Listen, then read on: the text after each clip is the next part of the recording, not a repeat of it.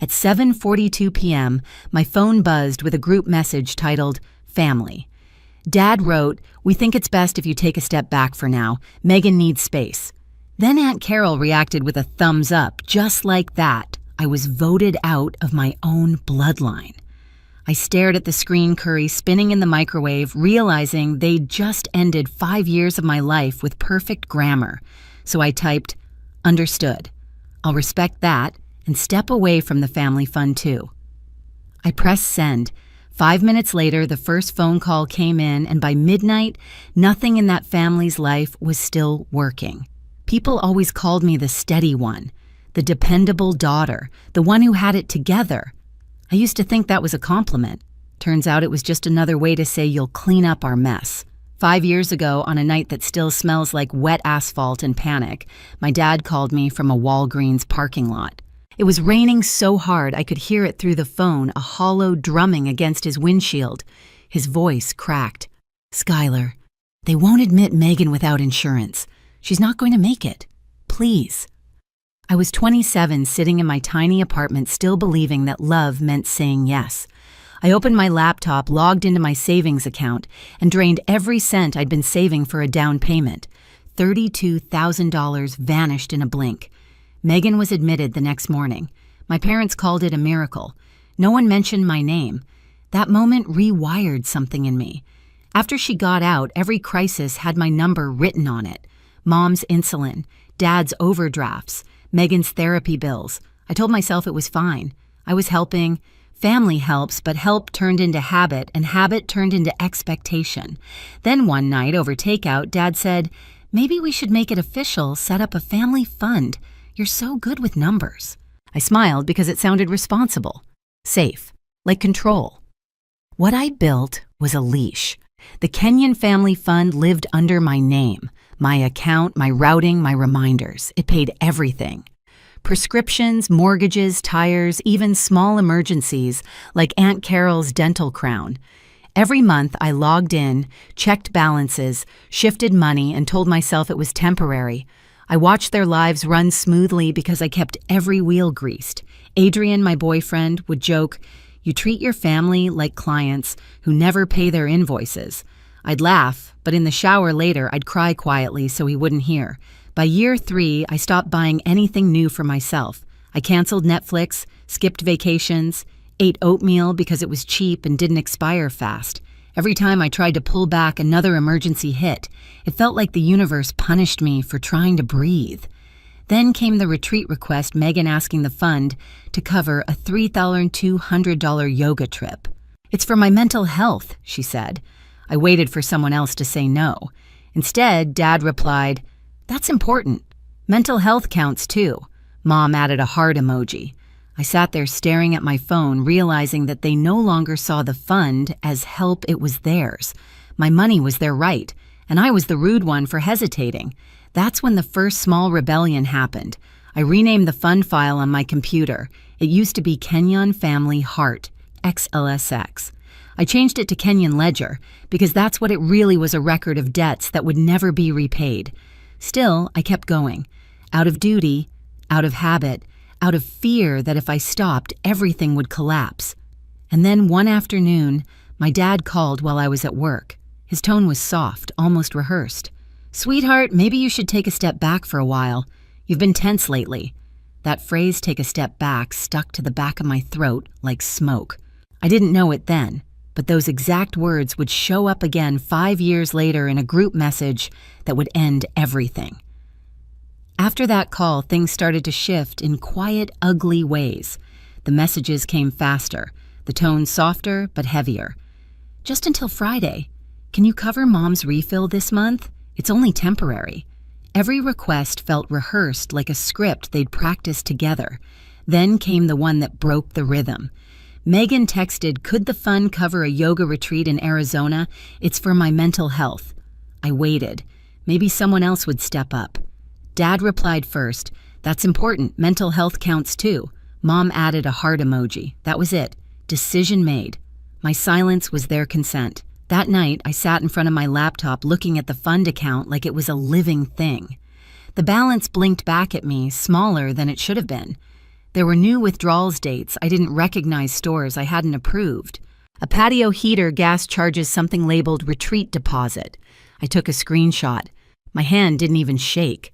The next morning, Dad called, pretending calm. "Hey, Rubes. Sorry, Skylar. Did you see Megan's message? We were thinking maybe the fund could cover half." "Half?" As if I were a committee. I said quietly, "Dad, the fund was for emergencies." He chuckled like I was being dramatic. "Mental health is an emergency. Then maybe she should talk to a therapist, not a travel agent." The line went cold. That's when he sighed, the same disappointed father sigh that folds you back into being 12. "You've changed, Skylar." He was right. I had. A few days later, I got the official calendar invite family check-in call Thursday, 8:00 p.m. The subject line had a smiley face. I joined out of politeness, still believing maybe they just wanted to talk. Within 5 minutes, Megan hijacked the call. "I just think Skylar's energy has been really toxic lately. It's not just about the money, it's the attitude." I sat frozen.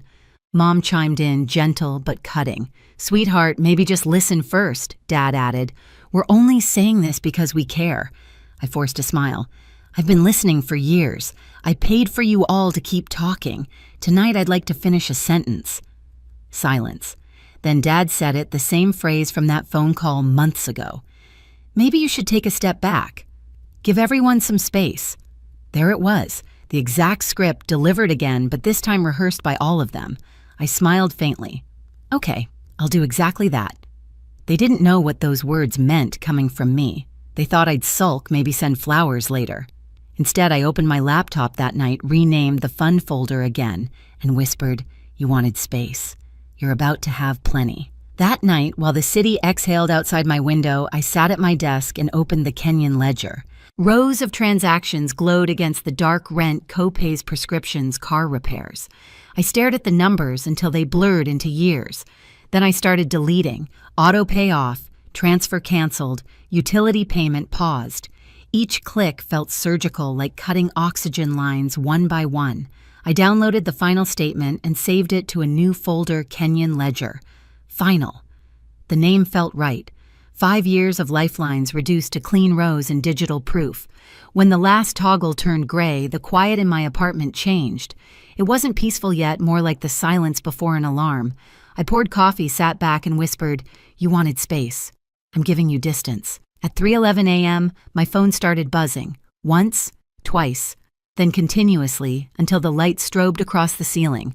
12 missed calls, 20, 30, 89 by sunrise. Dad's voicemail came first. The bank flagged everything. "What happened? Are you okay?" Then Mom, "Sweetheart, this isn't what we meant. I need my prescriptions. Please call." Then Megan, sharp and trembling, "You're cruel. You know I needed that payment. You've always been jealous." Jealous.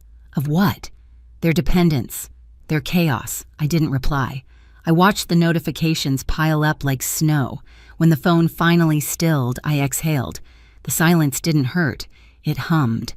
At 8:00 a.m., Adrian called. "So, space, huh?" I laughed for the first time in weeks. "Turns out it includes my bank login." He hesitated. "You want me to come over?" I thought for a moment, then asked, "Didn't your ex Mara move into bank compliance?" He blinked. "Yeah, why?" "No reason," I said, "just curious."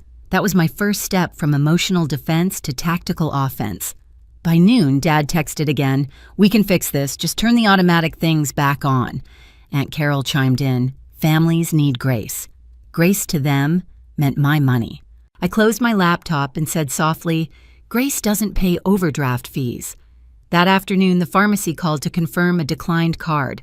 "Would you like to update your payment method?" the pharmacist asked gently.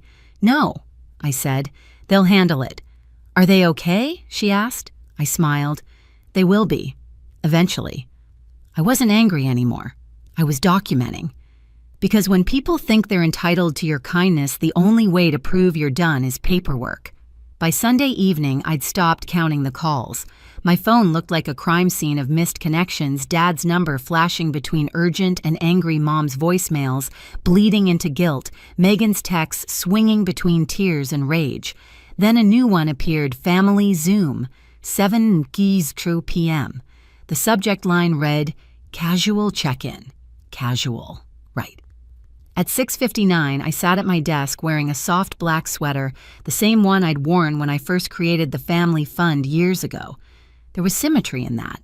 My hair was tied back, my voice steady. The Kenyon ledger folder sat open beside my laptop like a quiet witness. I clicked, Join meeting. Faces bloomed across the screen, each one familiar, each one pretending not to be cornered. Mom looked tense. Hands clasped so tightly the knuckles whitened. Dad paced behind her, jaw set. Megan's eyes were already red, though I doubted from crying.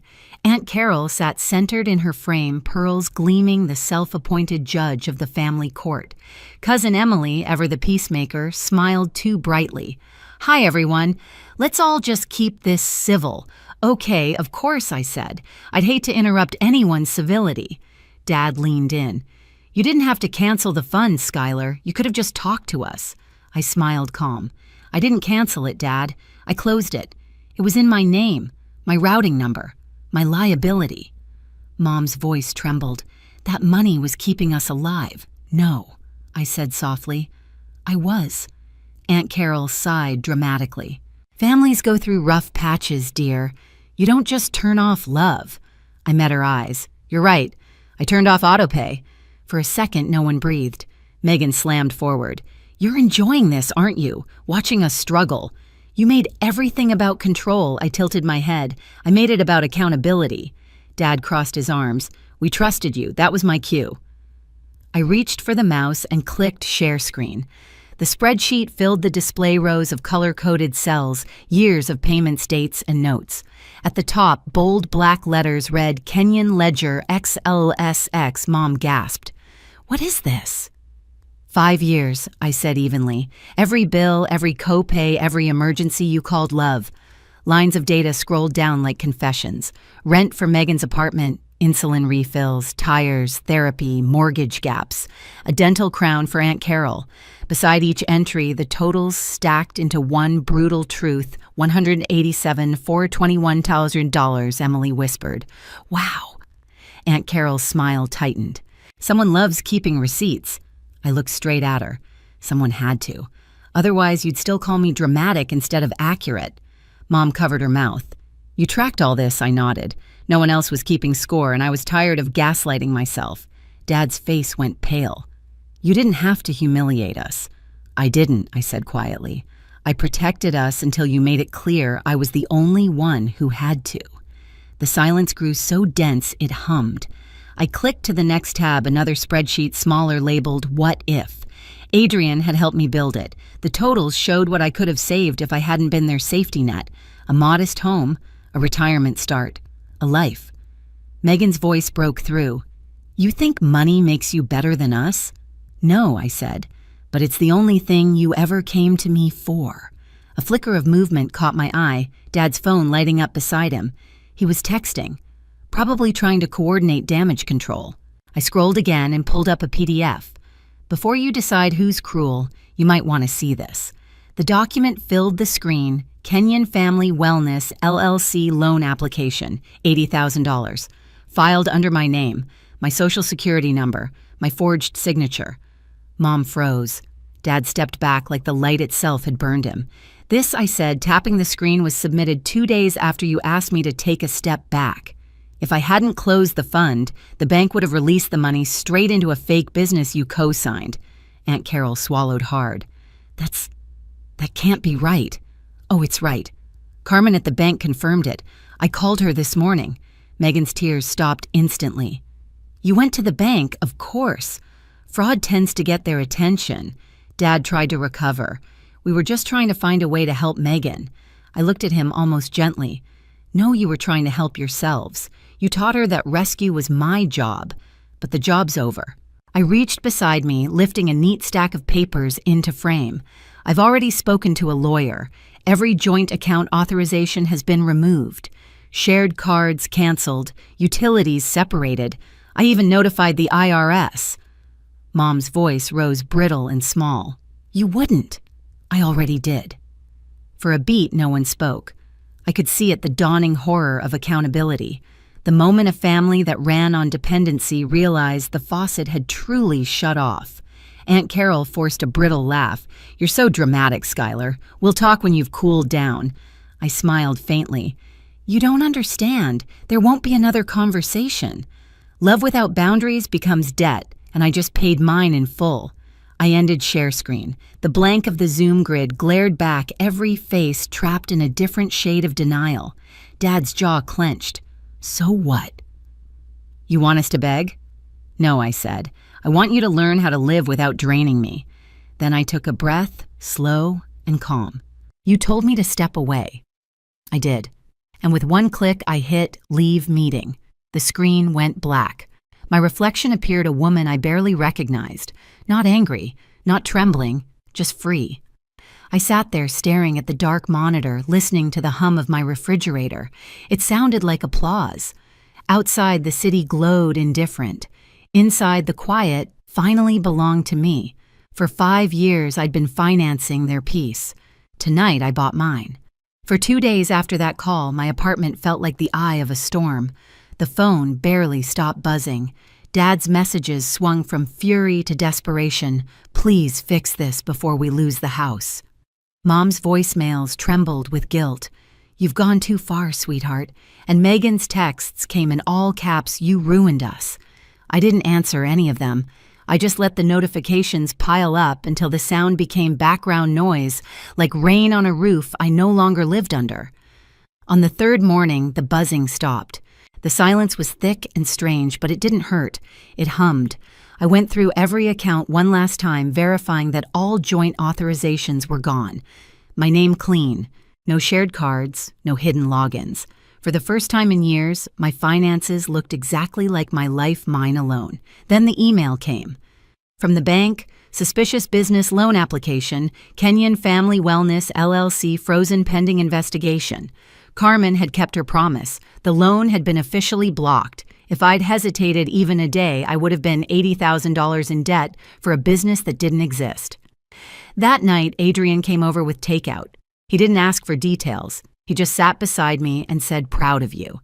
That word proud broke something open inside me. It was the first time I'd ever heard it without strings attached. A week later, I got a call from Uncle Ray, the family's black sheep, the one they'd written off years ago. His voice was gravelly but kind. "I heard what happened," he said. "You're not the first, Skylar. Just the first who shut the faucet off." I laughed through tears. "You mean they did this before?" "Not the loan part," he said, "but they bled me dry in the 90s. I moved states to survive it. Every generation has one who breaks the pattern. Looks like it's you." When we hung up, I cried for a long time, not from sadness, but relief. Someone finally understood. For the first time in years, I slept through the night. No buzzing phone, no overdrafts, no guilt. Just quiet, the kind you earn. A year has passed since that night. My life is small now, peacefully so. I rent a modest apartment with creaky floors that sing when I walk barefoot. I cook dinner with Adrian instead of ordering takeout, and when I check my bank app, there are no surprise withdrawals, no panic. Just calm numbers that belong to me. Last Christmas, Mom emailed a photo of the family by the tree gifts, unopened smiles forced. The subject line said, "Family still means something." I didn't reply. Coming home would mean giving them the keys to everything I rebuilt. Now, when I scroll back to that group chat, the one with Aunt Carol's little thumbs up, I don't feel anger. I feel proof. Boundaries aren't revenge. They're instructions for how to love me correctly or not at all. If you've ever had to draw that line, you're not alone. Share your story below.